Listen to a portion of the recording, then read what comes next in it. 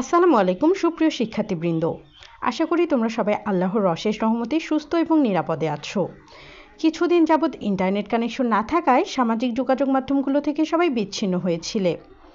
গতকাল শিক্ষা প্রতিষ্ঠান খোলার বিষয়ে একটি আপডেট এসেছে। শিক্ষা প্রতিষ্ঠান খোলা নিয়ে যা বললেন শিক্ষামন্ত্রী মহিবুল হাসান চৌধুরী নওফেল বলেছেন, শিক্ষা প্রতিষ্ঠান খুলে দেওয়ার মতো পরিবেশ এখনও তৈরি হয়নি। তোমাদের যে শিক্ষা প্রতিষ্ঠান খুলে দেবে এই পরিবেশ এখনও তৈরি হয়নি। জেলা প্রশাসকরা নিজ নিজ এলাকার পরিবেশ পরিস্থিতি সম্পর্কে জানানোর পর তা পর্যালোচনা করে শিক্ষা প্রতিষ্ঠান খোলার বিষয়ে সিদ্ধান্ত নেওয়া হবে।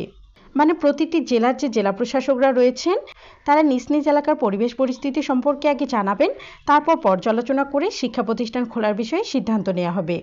আর শিক্ষা প্রতিষ্ঠানগুলো খুললেই তোমাদের পরীক্ষাগুলো অনুষ্ঠিত হবে।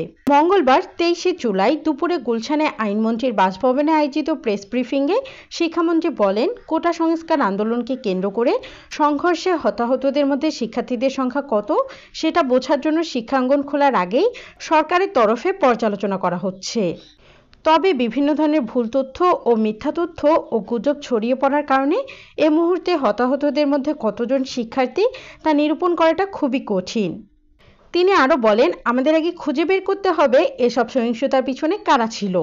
পাশাপাশি শিক্ষা প্রতিষ্ঠানগুলো পুরোপুরি না খুললে হতাহতদের মধ্যে শিক্ষার্থীদের সংখ্যা কত তা সঠিকভাবে নিরূপণ করাটা এতটা সহজ হবে না।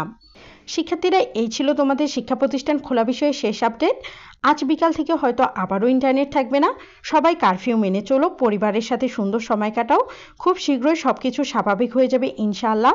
ততক্ষণ পর্যন্ত সবাই সুস্থ থাকো, নিরাপদে থাকো, পরিবারের সাথে সুন্দর সময় কাটাও, এই প্রার্থনা করি। সবার আগে সকল ধরনের আপডেট পেতে চোখ রাখো আওয়ার স্কুল চ্যানেলে। ধন্যবাদ।